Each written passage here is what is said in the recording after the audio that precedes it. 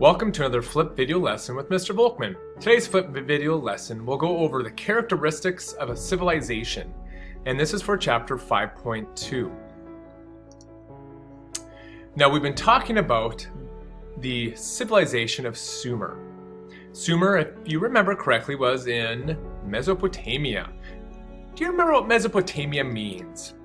If you do, just say it out loud. Okay, I think I heard you say it. Hopefully you weren't embarrassed or ashamed and you shouted out from the innards of yourself. Mesopotamia means land between the rivers. So Mesopotamia was between the Tigris and Euphrates River, and that's where the civilization of Sumer was. Now, by about 3000 BC, most people in this area lived in city-states. We talked about how city-states were these huge cities that were walled in and that had a government, had a culture all in of itself. In a lot of ways, it was like a tiny itty-bitty country. Three of the most well-known city-states in Sumer were Ur, Lagash, and Uruk. And this is a picture of what people might think each one of the cities looked like. So we can say that Sumer was in fact a civilization. Which begs the question, what is a civilization?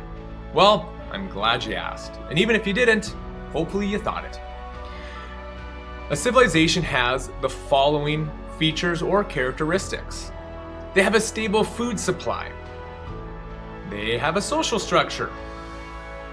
They have some kind of system of government to rule people.